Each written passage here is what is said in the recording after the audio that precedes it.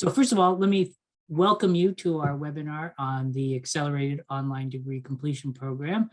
I'm just going to make a couple remarks to sort of get us going, but this meeting is being recorded. So if you want to check back with it, if you missed anything, that'll be available to you, as well as for the people who registered and were not able to tune in at this time.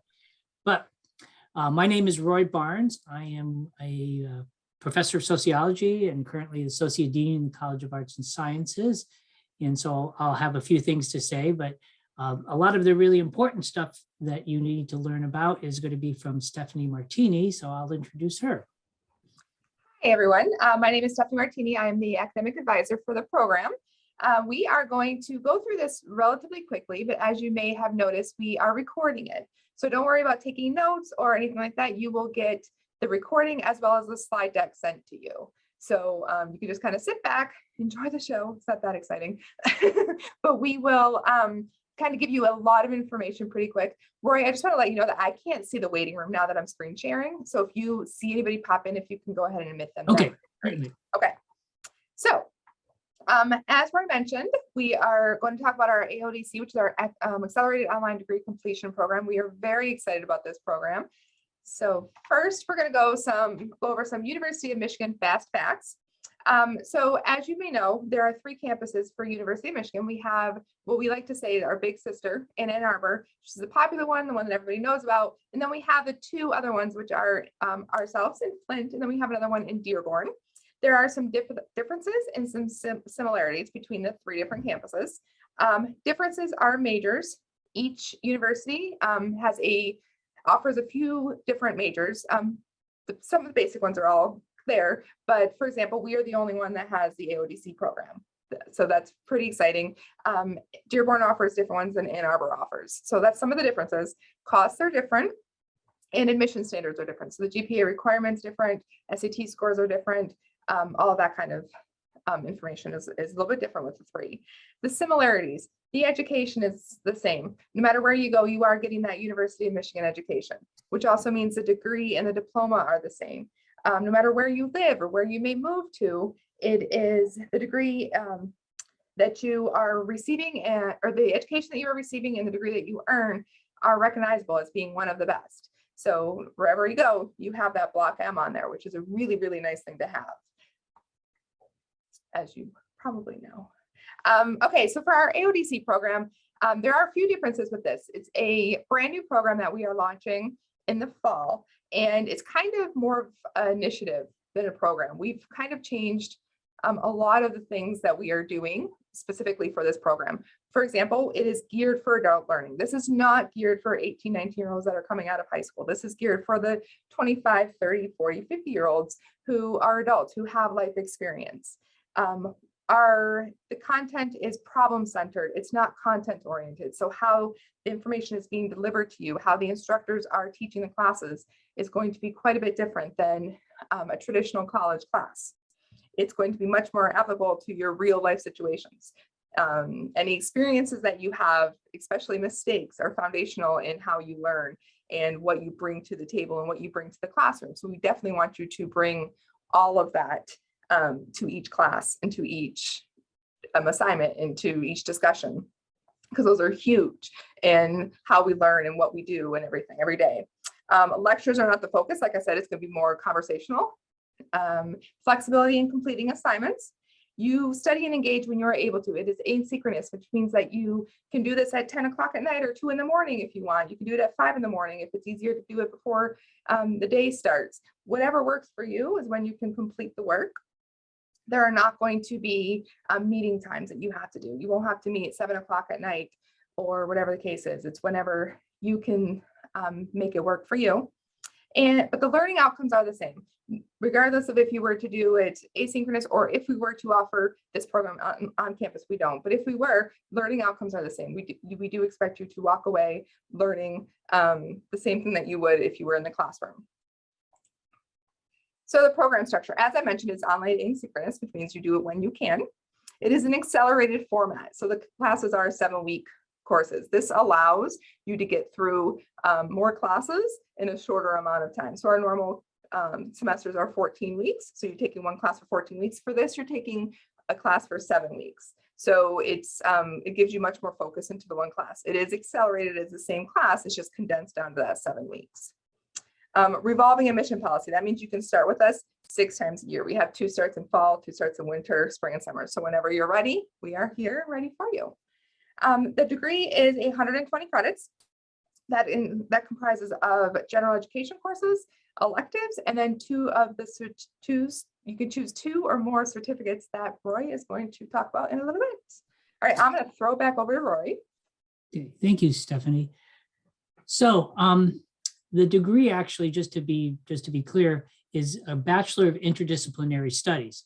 So the combination of the certificates plus general education, we really want to emphasize the interdisciplinary nature of the learning that you'll be engaged in. The 3 certificates are Cybersecurity Fundamentals, Data Analytics and Interpretation. It's not just enough to crunch numbers, but you really need to be able to tell the good story behind them and what the meaning is. And then digital communication. I mean, our lives are awash in digital communication. So how do you, as a career professional, get more up to speed on that?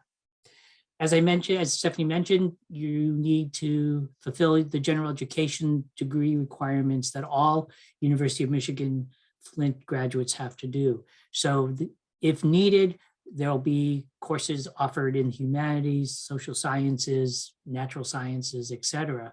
And then Stephanie will be able to certainly guide you through what courses are available that help you meet those requirements. Because it's a bachelor's degree, you'll need to have at least 33 hours of upper division coursework. So that's 300 and 400 level courses. We have designed the course rotations to include many 300 level courses in the program. So we've thought about that to make sure that you have the courses available when you need them, if you need them. Also, you need to have your last 30 hours completed at the University of Michigan-Flint, and you have to have at least 30 hours at the University of Michigan-Flint. So that's the residency. I do want to say one quick thing about the 7-week courses. Because they're accelerated and because they're condensed, we generally are advising students to take just 2 courses per 7-week term. And so you can concentrate, you can focus and work through the curriculum pretty efficiently. But I would not advise taking 4 7-week courses at once. That would be the equivalent essentially of taking 8 courses in a regular semester. So I would be careful there. Okay, so what are some of the certificates? Well, the first one is Cybersecurity Fundamentals. And so you'll be taking introductory courses in Unix and Linux, cybersecurity. You'll have some programming as well as some cybersecurity fundamentals. So in this way, it's really geared towards that, but it doesn't assume that you have programming language that you need for this. So it has that built into the certificate. The next certificate is the Data Analytics and Interpretation. So you have the sort of the nuts and bolts data management software, a general statistics course, basically everything from descriptive statistics to or through multiple regression, introduction to programming, as well as one of them, what I think is more interesting is the introduction to data visualization. It's not just enough, like I said, to just crunch the numbers, but you really need to be able to tell the story. And data visualization is an extremely powerful tool to let you and allow you to tell the story behind your data and the findings. So that's exciting. The third certificate is digital communication. So here we have digital storytelling out of the art program. We have social media communication, just directly involved in this, digital marketing, as well as a communications and business course. So again, you can see here, half of the courses are 300 levels. So we really tried to build the certificates to help you complete that 33 hours of the upper division.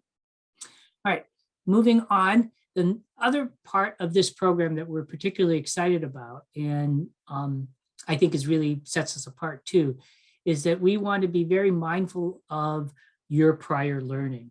As Stephanie's noted, you guys are all adults, you've been working, you're coming back to complete your degree. You bring with you a lot of experience and a lot of learning. So how can we acknowledge that and give you credit towards your 120 towards the end? So military service and coursework, we have a system in place to look at that. Any professional certifications might be available or might be equivalent to course credits. Using standardized examinations, and then finally, assessment of equivalent learning through your work experience. So for example, I'm just gonna make something up. Say you're working in the IT industry, you probably have learned all you need for the introductory Unix, Linux class. And if that's the case, we'll compare what the learning outcomes are, what the course objectives are for that course, and then have you put together a portfolio which can demonstrate that learning. So again, we're really grounding this in, have you learned what we would expect somebody going through their course to learn? And if you have, and if you can demonstrate it, great. And you can put something together.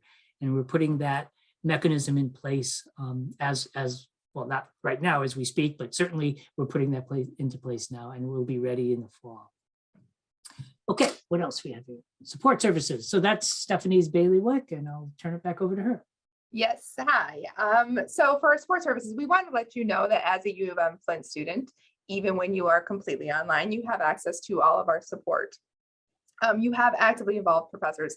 These instructors for the AODC program are going through a lot of extra training and a lot of extra knowledge base and idea sharing and everything, to where they are going to be very involved. Our instructors at UM-Flint are very involved anyway in your success, but for these ones, they're going to have specific training to working with adults in this case. So they want to see you succeed, and they will be very involved to help you get there. All-inclusive advising services, what that means is you will work with me from now until graduation. So anything that you had, any questions you have about the university, anything that you need answers, you're not really sure where to go, always just come to me and I will definitely help you out, and we will get the answers that you need. You have access to our online tutoring and our online writing center. You need assistance with any of the classes that you're in, we definitely have those services available for you. You have access to our library, which is a ridiculously abundant information. We share the same library system with Ann Arbor, so the resources that are available there are huge. Online support. If you have any issues with Canvas, with email, with your computer, any of that stuff, you have access to our online support through both the Office of Online and Digital Education, as well as our ITS help desk. So any of those, there's 24/7 support there that we're there to help you out. We're there to make you help you succeed. All right, here is something else that we are very excited about. Thank you to the Mott Foundation. We have the scholarship that is available only to our AODC students, which we are thrilled about. You can qualify for up to $8,000 for your first year of study with us. So how this kind of breaks down, this might be a little bit confusing. Like I said before, our semesters are normally 14 weeks. We're doing 7 weeks for AODC. So essentially the first part of term is 7 weeks, and the second part is 7 weeks. If you go full time, you're able to get $2,000 to help pay for those classes in the first 7. Like Rory mentioned, we only want you to take 2 classes at that time. You'll get $2,000 for those first 7 weeks, and you'll get $2,000 for those second 7 weeks. If you're part-time, you'll get $1,000 for the first 7 weeks and $1,000 for the second 7 weeks. This is only available for the 2022, I'm going back 20 years here, 2022 and 2023 school year. And it's only available for our AODC students. There is no financial criteria for this. So you're not going to be excluded if you make a certain amount of money.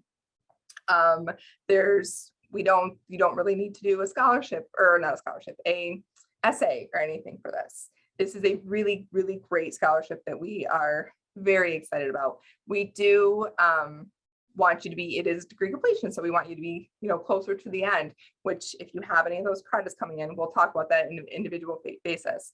But otherwise, this is a really great thing. This will definitely help with cutting down those tuition costs. So Stephanie. Yes. Will they have to fill out a FAFSA for this? That is unsure. As of right now, no. Okay, great. Financial aid is still working out the criteria for that. I always recommend students to fill out the FAFSA just because there might be other scholarships or grants that you think you may not qualify for. But UM-Flint did a huge campaign called Blue for You that we've kind of kept going. And the amount of scholarships and grants that we offer is a lot.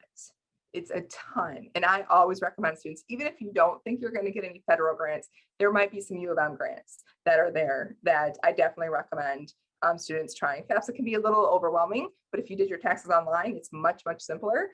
And I definitely recommend to try it out. Okay, so what's next? If you're thinking that you are interested, if you are unsure, you want a little bit more information, you want a face-to-face, or not a face-to-face, a one-on-one meeting with me, we can do all of those things. So first, you can book an appointment. If you go to umflint.edu/AODC, there's a book an appointment button with me there. We can kind of do a one-on-one, go over more of the program, answer your specific questions, whatever you may have that come up. If you're like, yes, I love this, I want to do it, I encourage you to apply. It is a free application online. Again, you can go to umflint.edu/AODC, do that free application. You both need to send in your transcripts from anywhere that you have been, even if it's somewhere that you were 20 years ago. Those classes will definitely still work for us. They don't expire. So send those all in. Like I said, I always recommend that FAFSA to get that scholarships and any kind of financial aid. Like I said before, from now until graduation, you will meet with me. So even now, pre-admission, you will meet with me. We can kind of go over your transcripts. I can see, what classes you've transferred, how all that will look, or though you do an official evaluation once you are accepted.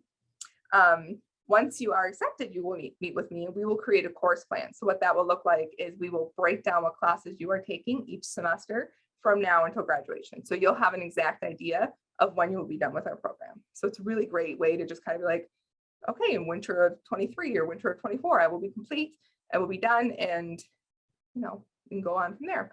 At that point, we will also discuss any services. I'll go over the next steps, all of that kind of stuff. We'll go through for that appointment as well. All right, now is the time that we will answer any questions you have. So feel free to throw those in the chat if you want, or you can unmute yourself and ask any questions that you have. I'm going to stop screen sharing just so I can see everybody. Oh, we have some in the chat. Oh, Roy already answered you. Perfect. Hopefully correctly. With 2 classes. Yes. If you go 2 classes per each 7 weeks, then you'll technically be full-time. So then that you'll get that full-time scholarship and everything. But then the good news of that is then you're only focusing on those 2 classes rather than having to focus on 4, which is what Roy was saying earlier, which is a great thing. I do have another question too. This is Amy talking. Hello. Hi. So, and I know this is really probably going to depend, on each individual, but just trying to figure out the time commitment that it would take, so estimating, because I'm working full time with family responsibilities and things like that, just trying to figure out, approximately, if there was a guess, like how many hours per week, right, of maybe like coursework and things like that it would take. So the general rule of thumb is that for every hour in course, you should be devoting at least 2 to 3 hours outside of course. Now, because you're not actually in course, you're not going to a lecture, how you figure that out. So I would say that, I would say that somewhere around 9 to 10 hours a week per course would cover most everything. With the reading, the discussion, the projects, whatever else is required. That I know that seems like a lot, but that basically is what we're telling our students, that for a 3-hour course, you should be putting in another at least 6 hours outside. So, and again, because it's asynchronous, you don't have the commute time. And you can do it when you can. So, for example, I'm going to be teaching the introductory course, the IDS 301. I was looking it over today. It's about 400 pages of reading for the course over the 7 weeks. So, it's again, we're condensing it down into 7. So it's a little intense on the reading, but I think they're pretty digestible. And then the projects and the coursework that surround and support that will take some time, but hopefully, I don't think it'll be too much. Thank you. And then another question too. So I'm guessing this is probably as a part of like, once we set up a meeting with you, Stephanie, like just figuring out before we actually like, sign the dotted line or whatever, to figure out like an estimate for like the total cost of what it would be. Yes. So what we could do with that, if you wanted to meet with me before applying, is you could send me your transcripts. They could be pictures, they can, be screenshots, whatever you have access to. And I will evaluate those, kind of see how many classes you're transferring over. And then I'll be able to go over how many more classes you need. For example, we do need up to the 120 credits. So, depending if you're transferring over 40 credits or 70 credits will depend on how many more credits you need to get with us. So then I'll be able to kind of break down, this is how many more credits you need. This is the cost as of right now. Tuition it hasn't increased in a year, but it might increase in the future. There's no way for me to know that. Then we can kind of break down that cost a little bit.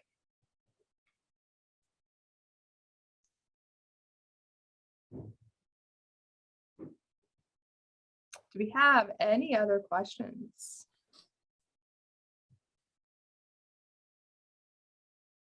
Okay, well, we're not going to hold you guys hostage. I'm going to put my email in here. If you do have any questions, Good idea. you beat me on this one. Usually you put your email in there quicker than I do. If you have any other questions, definitely reach out to one of us through email works perfectly. Otherwise, if you go to AODC, the AODC link that we mentioned, respond back to the email that we're going to send you that's going to include the video. Any of that will get to us, and we are happy to answer any questions that you have that come up. If you do, the application is a free application. You're not signing anything, you're not agreeing to anything, but it is a way to get an official evaluation if you wanted us to look at everything officially. We like your shirt there, Tony. Just thought we'd throw that out there. But yes, if you guys have any questions, definitely reach out to us. Otherwise, you are free to go. Thank you so very much for joining us. We definitely don't want to, keep you. We know everybody has very busy lives. So if you do join, I'll be look forward to seeing you in late August. So Absolutely. You guys Thank are you. welcome. You're welcome. Thank you for coming. No problem. I have to sprint back to the other side. All right, have a good day. You Yeah. too. Goodbye, everybody. Bye. Thank you. Bye.